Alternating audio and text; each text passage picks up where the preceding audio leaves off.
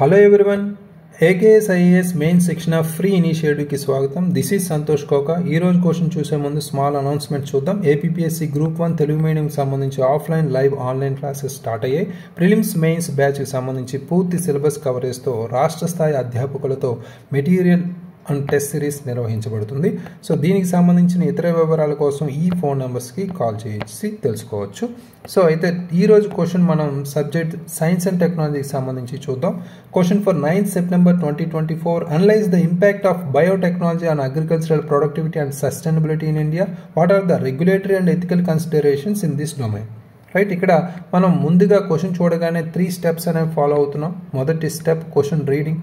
1 minute మనం question కంప్లీట్గా చదివి ఎన్ని పార్ట్స్ ఉంది, ఏంటి టాపిక్, అదేవిధంగా ఎన్ని కీవర్డ్స్ ఉన్నాయి, క్వశ్చన్ ట్యాగ్స్ ఏంటి అనేది అబ్జర్వ్ చేయాలి. రైట్, ఇక్కడ బయోటెక్నాలజీ, సైన్స్ అండ్ టెక్నాలజీలోనే మనకి బయోటెక్నాలజీ అనేది సబ్ పార్ట్గా very important sub topic. Right, so ఇక్కడ భారతదేశంలో వ్యవసాయ ఉత్పాదకత మరియు సుస్థిరతపై బయోటెక్నాలజీ ప్రభావాన్ని విశ్లేషించండి మొదటి పార్ట్లో ఇస్తే, ఈ సందర్భంలో నియంత్రణ మరియు నైతిక పరిగణన ఏమిటి అనేది సెకండ్ పార్ట్లో ఇచ్చారు. అంటే టోటల్ 2 పార్ట్స్లో ఈ క్వశ్చన్ అయితే ఇచ్చారు. ఇక్కడ క్వశ్చన్ ట్యాగ్స్ అబ్జర్వ్ చేస్తే అనలైజ్ అనేది ఇంపార్టెంట్ క్వశ్చన్ ట్యాగ్. ఇక్కడ అనలైజ్ అంటే ఏంటి, మనకి ఎగ్జాంపుల్స్ అనేవి ఇంపార్టెంట్ మనం తీసుకోవాలి, ఫ్యాక్ట్స్ అనేవి ప్రొవైడ్ చేయాలి, అదేవిధంగా కొన్ని రిపోర్ట్స్ లాంటివి, కొన్ని ఇంపార్టెంట్ రీసెర్చ్ సెంటర్స్ లాంటివి, దీని యొక్క అప్లికేషన్స్ లాంటివి, ఇలాంటివన్నీ మనం ఇంక్లూడ్ చేయాల్సిన అవసరం ఉంది. అనలైజ్ అంటే విశ్లేషణ అనేది మనకి చాలా ఇంపార్టెంట్. రైట్, నెక్స్ట్ వాట్ అనేది సింపుల్ జనరల్ కీవర్డ్ కాబట్టి మనకి క్వశ్చన్ ట్యాగ్ కాబట్టి no need to worry here. Next కీవర్డ్స్కి వచ్చేసరికి ఇంపాక్ట్ అంటే ప్రభావం అనేది మొదటి కీవర్డ్గా మనం ఇక్కడ తీసుకుంటాం. అంటే ఇక్కడ ప్రభావం అంటే ఓన్లీ పాజిటివ్ ఆర్ నెగిటివే రాయకూడదు, రెండూ రాయాలి. అంటే పాజిటివ్ అంటే సానుకూల ప్రభావం, అదేవిధంగా నెగిటివ్ అంటే ప్రతికూల ప్రభావాలు కూడా రాస్తాం. రైట్, సో ఇక్కడ సస్టైనబిలిటీ అంటే agricultural productivity and sustainability in India అని ఇచ్చారు. సో ఆ రెండు మనం కంపల్సరీ జస్టిస్ చేయాలి. Next regulatory and ethical considerations అన్నారు. అంటే నియంత్రణ మరియు నైతిక పరిగణనలు ఏంటి అని ఇచ్చారు. అంటే దీనికి సంబంధించిన సవాళ్ళు ఇండైరెక్ట్గా అడిగినట్టే. రైట్, సవాళ్ళు అడిగారు కాబట్టి కంపల్సరీ ఇక్కడ నెగిటివిటీ అనే గురించి రాయాల్సిన అవసరం అయితే లేదు. రైట్, ఇన్ కేస్ రాసినా పర్వాలేదు, రాయకపోయినా పర్వాలేదు. అయితే ఇక్కడ నెక్స్ట్ మనం చేయాల్సింది నీడెడ్ మెజర్స్ అనేది ముగింపు ముందు మనం కంపల్సరీ అవసరమైన చర్యలు రాసే ముగిస్తాం. రైట్, అది ఇంపార్టెంట్ ఇక్కడ. అయితే నెక్స్ట్ బ్రెయిన్ స్టార్మింగ్లో 1 నిమిషంలో ఈ పర్టికులర్ టాపిక్ ఇంపార్టెంట్ కీవర్డ్స్ మన ఆన్సర్లో ఉండాల్సినవి ఏంటి అనేది ఇక్కడ మనం మెయిన్ ఫోకస్ చేయాలి. ముందుగా ఇక్కడ మనకి జెనెటికల్ మోడిఫైడ్ క్రాప్స్ గురించి మాట్లాడుతున్నాం కాబట్టి జిఎం క్రాప్స్ అనేవి మనకి అక్కడక్కడ ఎగ్జాంపుల్ కింద ఇంక్లూడ్ చేసుకోవాలి.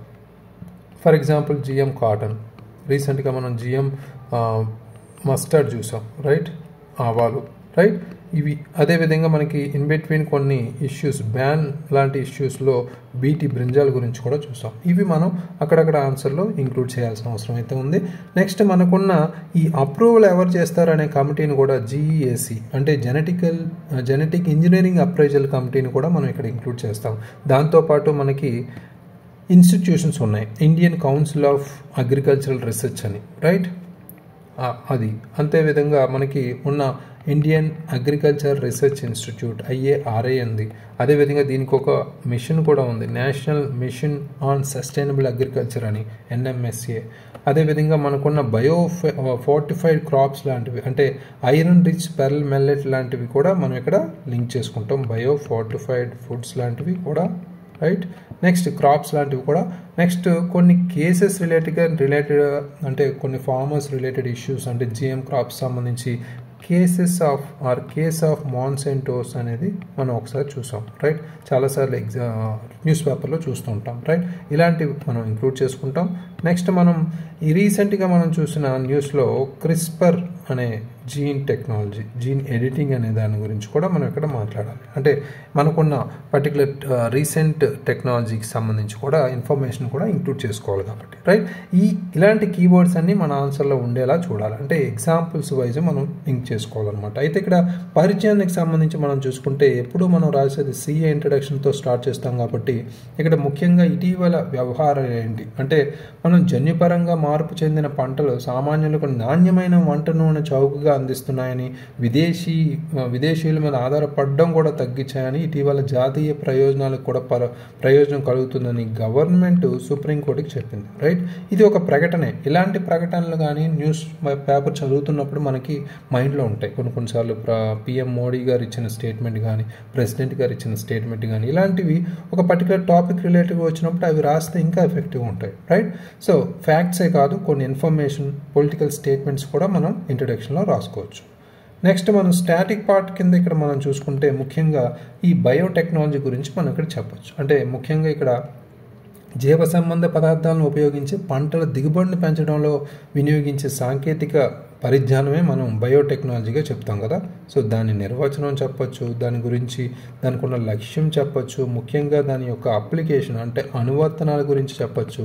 ఇక్కడ ముఖ్యంగా ఒక ఫ్లో చార్ట్ రూపంలో కూడా మనం లింక్ చేసుకోవచ్చు. రైట్, సో అంటే ఒక్క వ్యవసాయం మీదే కాదు కదా, అన్నిటి మీద మనకి అనువర్తనాలు, అప్లికేషన్స్ ఉన్నాయి కాబట్టి దాన్ని మనం క్లుప్తంగా రాయొచ్చు. రైట్, నెక్స్ట్ మనం చూసుకుంటే బయోటెక్నాలజీ వల్ల కలిగే సానుకూల ప్రభావాలు అంటే ఇంపాక్ట్లోకి వచ్చేసరికి మనం ఇక్కడ ప్రభావాలు అనేది మనం మొదలు పెడతాం. రైట్, ప్రభావాల్లో మనం పాజిటివ్ కూడా నెగిటివ్ కూడా చూస్తాం కాబట్టి సానుకూల ప్రభావాలుగా తీసుకుంటే ఒకటి, పంట దిగుబడి అనేది మనం పెంచాం దీనివల్ల. రైట్, అది ఒక బెనిఫిట్గా చెప్పుకోవచ్చు. అంటే పంట దిగుబడి ముఖ్యంగా జెనెటికల్గా మార్చిన పత్తి పంటగా మనం ఇక్కడ మాట్లాడుకుంటే 24% పంట దిగుబడి పెరిగిందనేది కూడా చెప్తున్నారు. ఒక పక్క పురుగుల మందు వినియోగం కూడా 50% తగ్గించామనేది కూడా చెప్తున్నారు. రైట్, ఈ రెండు మనకి ఇంపార్టెంట్ ఫ్యాక్ట్స్గా తీసుకోవచ్చు. రైట్, అంటే ఇది రైతుల ఆదాయాన్ని ఒక పక్క పెంచడంతో ఇంకో పక్క పర్యావరణ కాలుష్యాన్ని తగ్గించడంలో సహాయపడింది అనేది కూడా మనం చెప్పచ్చు. నెక్స్ట్ వర్షాభావ మరియు పురుగుల నిరోధకత కూడా మనకి ఇక్కడ చెప్పచ్చు. అంటే వర్షాభావ నిరోధకత కలిగిన రకాలను అభివృద్ధి చేయడం అనేది కూడా ఇక్కడ చెప్తున్నారు. అంటే ముఖ్యంగా రెయిన్ పర్టికులర్ మాన్సూన్ రెసిస్టెన్స్గా మనం చెప్పుకోవచ్చు వర్షాభావ. రైట్, వర్షాభావ పురుగుల నిరోధకత అనేది కూడా మనం ఇక్కడ చెప్పుకోవచ్చు. అయితే ముఖ్యంగా ఇక్కడ భారత వ్యవసాయ పరిశోధన సంస్థ ఏదైతే ఉందో ఇండియన్ అగ్రికల్చరల్ రీసెర్చ్ ఇన్స్టిట్యూట్ అభివృద్ధి చేసిన వర్షాభావ నిరోధక బియ్యంలో రకాలు ఇక్కడ వాతావరణ మార్పుల వల్ల రైతులు ఎదుర్కొంటున్న సమస్యలను ఎలా తగ్గించిందో అనేది చెప్పచ్చు. అంటే గోల్డెన్ రైస్ అని మనం రీసెంట్గా విన్నాం. రైట్, ఇది ఎగ్జాంపుల్గా ఇక్కడ చెప్పుకోవచ్చు. నెక్స్ట్ మనం రసాయన ఎరువుల మరియు పురుగుల మందుల మీద ఆధారపడకుండా ఉండడం కూడా ఇది కలిగించింది కాబట్టి రసాయన అంటే ఫుల్ ఫ్లెడ్జ్డ్గా కెమికల్గా మనం వాడకుండా తగ్గించింది అనేది కూడా ఇక్కడ చెప్పచ్చు. అంటే మనకున్న national mission on sustainable agriculture ఏదైతే ఉందో ఈ బయో ఇన్పుట్స్ని ప్రోత్సహిస్తుంది ఎక్కువ. బయో ఇన్పుట్స్ అంటే ఏంటి, మనం ఇప్పుడున్న ఈ పురుగుల మందులు అదేవిధంగా రసాయనాలు వాడకుండా కొంత మట్టి ఆరోగ్యాన్ని మెరుగుపరచడం అంటే సాయిల్ హెల్త్, నేల ఆరోగ్యాన్ని మెరుగుపరిచే విధంగా వ్యవసాయాన్ని సుస్థిరతగా ముందుకు తీసుకెళ్లే విధంగా సహాయపడుతున్నాయి ఈ బయో ఇన్పుట్స్ లాంటివి. రైట్, ఇవి మనం ఇక్కడ ఇంక్లూడ్ చేసుకుంటాం. నెక్స్ట్ 4th పాయింట్గా మనం చేసుకుంటే పోషక విలువలను కూడా మెరుగుపరుస్తుంది. ముఖ్యంగా పోషక విలువలు మనం ఉన్న బయోటెక్నాలజీని ఉపయోగించుకుని భారత శాస్త్రవేత్తలు అభివృద్ధి చేసిన ఇనుము సంప్రదాయ మిల్లెట్స్ ఏవైతే ఉన్నాయో ఈ చిరుధాన్యాలు లాంటివి కూడా ఇక్కడ మాండలిక ప్రాంతాల్లో పోషకాల లోపాన్ని తగ్గించడంలో ఇది కీలక పాత్ర పోషిస్తుంది అనేది చెప్పచ్చు. నెక్స్ట్ మనం ఇక్కడ నెగిటివ్ ప్రభావాలు అంటే మనకి ప్రతికూల ప్రభావాలుగా సవాలుగా తీసుకోవచ్చు అనమాట. ఇక్కడ ప్రతికూల ప్రభావాలుగా మనం మాట్లాడుకుంటే ఇక్కడ దీర్ఘకాలిక ప్రభావాలు మనకి పట్ల అనిశ్చిత అనేది ఇక్కడ ఎక్కువగా ఉంది. అంటే లాంగ్ టర్మ్ దీనివల్ల ఇష్యూస్ ఏవేస్తాయి అనేది కూడా ఇంకా తెలియదు ఎవరికి. రైట్, దీర్ఘకాలిక ప్రభావాలు అంటే ముఖ్యంగా ఇక్కడ జిఎం పంటల దీర్ఘకాలిక ప్రభావాలు కొన్ని ఆందోళన అయితే ఉన్నాయి ప్రజల్లో. బీటీ ప్రత్తి ఫర్ ఎగ్జాంపుల్ తీసుకుంటే ఆ పురుగుల పునరావృతం వంటి సమస్యలు ఎదుర్కోవడం జరుగుతూ ఉంది. రైట్, దానికి సంబంధించి మనం మాట్లాడచ్చు. ఇక్కడ బీటీ పత్తి గురించి చెప్పచ్చు ఎగ్జాంపుల్. నెక్స్ట్ చిన్న రైతులకు ఆర్థిక భారంగా కూడా మనం చెప్పుకోవచ్చు. ఆర్థిక భారం ఎవరికి, చిన్న రైతులకి, మధ్య రైతులకి, సన్నకారు రైతులకి అని చెప్పచ్చు. రైట్, ఎక్కువ జిఎం విత్తనాలు ఖర్చులు ఎక్కువగా ఉండడం వల్ల పెద్ద రైతులు బాగా అధికంగా ఉన్న వాళ్ళ రైతులు ఎక్కువ పంట ఉన్న రైతులు కొనడానికి ఇబ్బంది పడే అవకాశం ఉండదు, మిగతా వాళ్ళు ఇబ్బంది పడాల్సి. ఇది గ్రామీణ ప్రాంతాల్లో ఆదాయ అసమానతల్ని చూపిస్తుంది అనేది కూడా మనం ఇక్కడ మాట్లాడవచ్చు. ఆదాయ అసమానతలు అది రిచ్ పూర్ ఫార్మర్స్ కానీ లేదా మనం గ్రామీణ పట్టణ ప్రాంతాలు అనేది కూడా వ్యత్యాసం కనిపిస్తుంది. నెక్స్ట్ పర్యావరణంపై ప్రభావం కూడా మనకి ఇక్కడ మేజర్గా ఒక ఇంపార్టెంట్ సవాలుగా చెప్పుకోవచ్చు. అంటే కొన్ని జిఎం పంటలు సరికొత్త జన్యుపరమైన వైవిధ్యాన్ని తగ్గించడంలో పంటలు కొన్ని సున్నితత్వమైన ప్రాంతాలకు సంబంధించి కొంత ఆందోళన అయితే వ్యక్తం చేస్తున్నాయి. అంటే ఫర్ ఎగ్జాంపుల్ మనకి బీటీ పత్తి ఉంది. బీటీ పత్తికి సంబంధించి భారతదేశంలో భారీగా సాగు చేయడం వల్ల ఈ సమస్య అనేది ఎదురవుతుంది పర్యావరణం మీద, రైట్. నెక్స్ట్ మనకి ఉన్న జిఎం పంటల పట్ల నిరసన కూడా ఉంది, రైట్.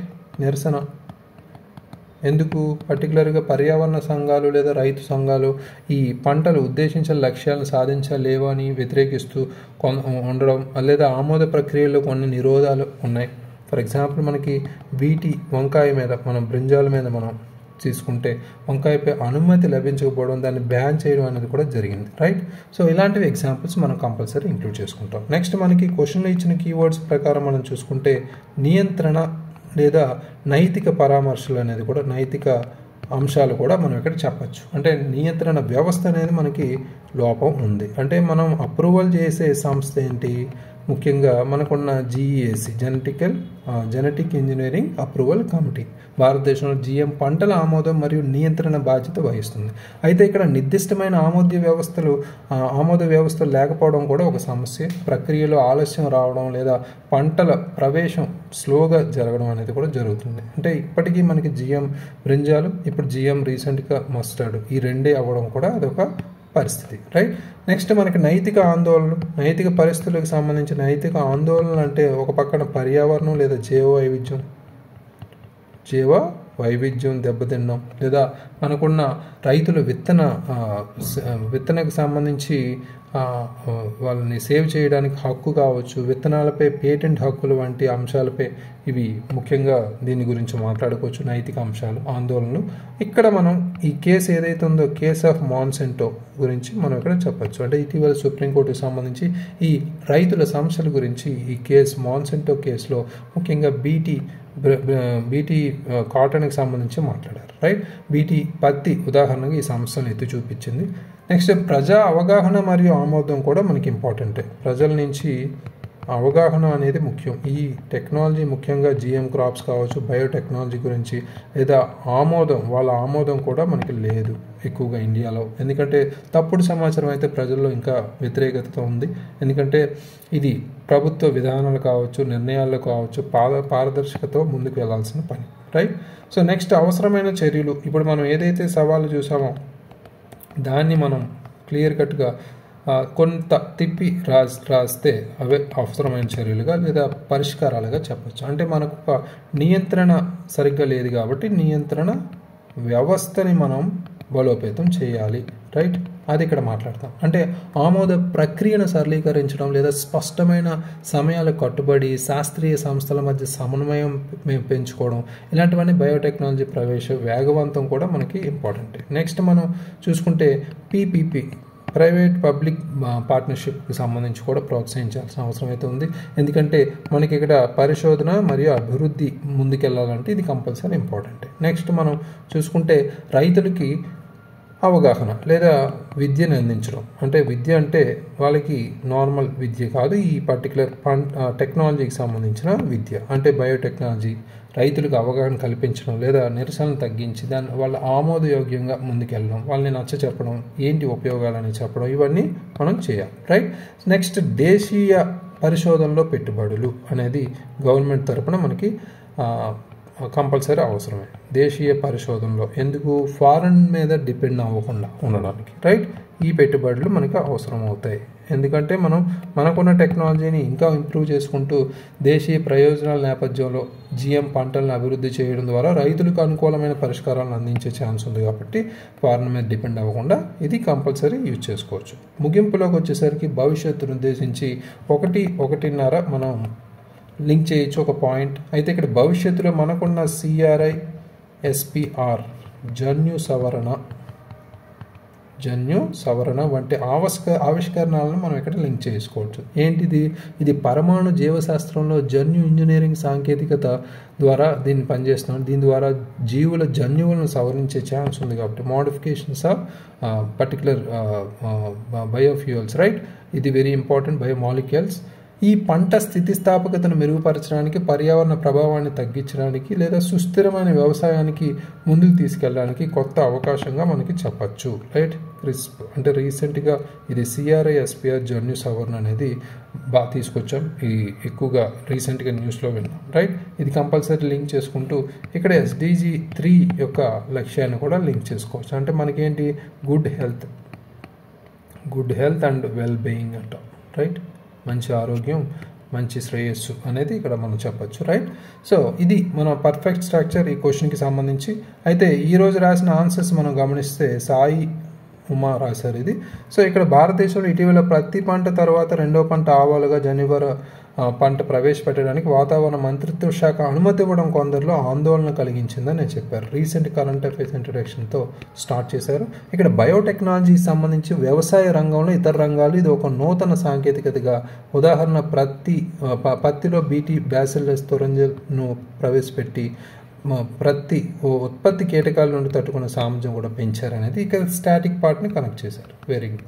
సింపుల్గా మనకి కరెంట్ అఫైర్స్ ఇంట్రడక్షన్ ఒక ఫ్లోలో స్టాటిక్ అండ్ నెక్స్ట్ కీవర్డ్స్ని అర్థం చేసుకుంటే ఇక్కడ ప్రభావం, సానుకూల ప్రభావాలుగా చెప్పారు. ఉత్పాదకత పెరగడం అంటే మనకి ప్రీవియస్గా మనం చూసుకుంటే 2798 కేజీలు మనం ప్రీవియస్గా ఉన్నప్పటి నుంచి భారత పత్తి ఉత్పాదకత పెరిగిందని, ఉత్పత్తి అనేది కూడా పెంచారనేది కూడా ఇక్కడ చెప్పారు. ఆర్థిక సర్వే ప్రకారం పత్తి ఉత్పత్తి పెరిగిందని, ఆహార భద్రతకు సంబంధించి కూడా 111వ స్థానంలో ఉందని ప్రపంచ ఆకలి సూచిలో. Very good.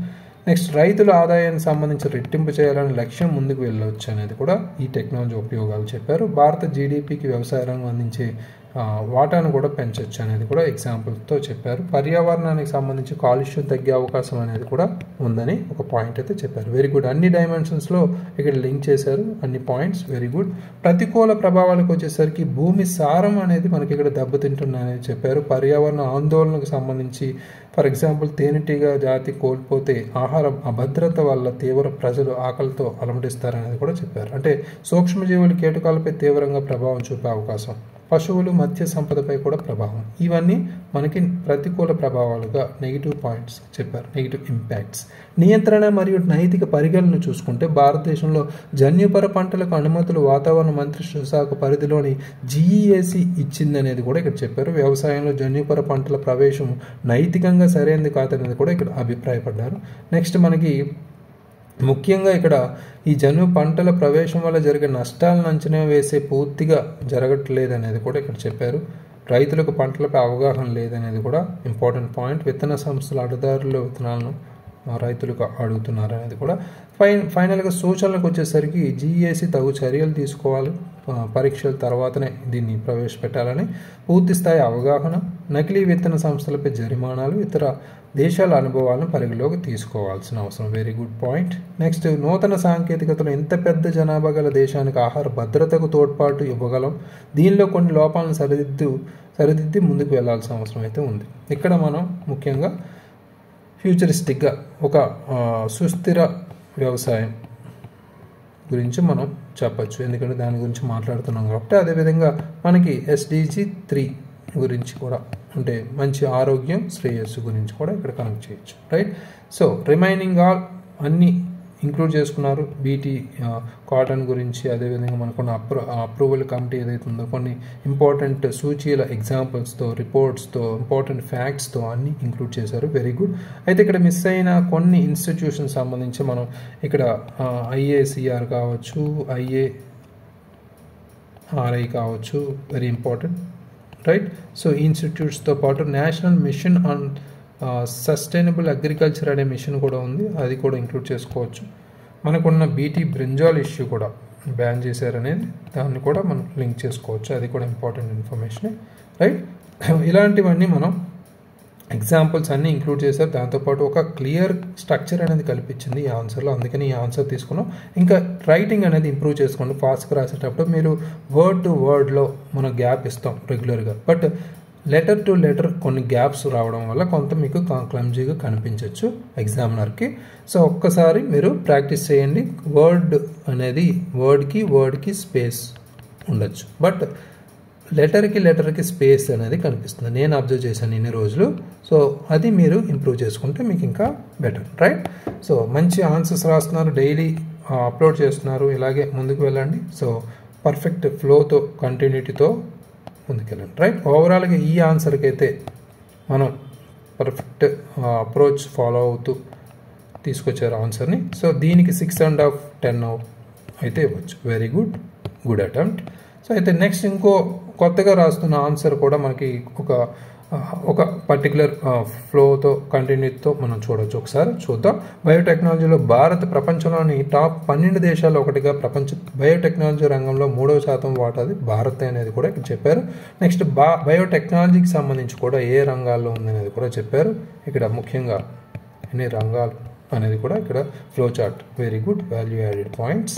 నెక్స్ట్ ఈ ఆన్సర్ పర్టిక్యులర్ మహేష్ రాశారు, చూడండి, కొత్తగా రాస్తున్నారు. వ్యవసాయ ఉత్పాదకతపై బయోటెక్నాలజీ ప్రభావం గురించి చెప్పారు. చీడ పురుగులను తట్టుకునే పంటలు ఉత్పత్తి చేయవచ్చు. BT cotton. Very good. ఆహార పోషకాలు పెంచడం జరుగుతుంది.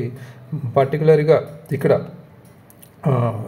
21 ప్రాజెక్టు సంబంధించి ఆఫ్రికాలో బనానా 21 ప్రాజెక్టు విటమిన్ ఏ ఇనుమును పెంచేందుకు అరటిని జన్యుపరంగా మారుస్తారనేది కూడా ఇక్కడ చెప్పారు. Very good. సో వాతావరణ మార్పులను తట్టుకునే పంటల ఉత్పత్తి కూడా, కరువును తట్టుకునే అద్విక శనగలకు సంబంధించి కూడా ఇక్కడ మాట్లాడారు. Very good. వ్యవసాయ సుస్థిరతపై బయోటెక్నాలజీ ప్రభావం అంటే మొదటిగా వ్యవసాయ ఉత్పాదకత గురించి మాట్లాడారు. సుస్థిరత గురించి కూడా సెకండ్ ప్రభావం. మృత్తికల ఆరోగ్యం సంబంధించి చెప్పారు.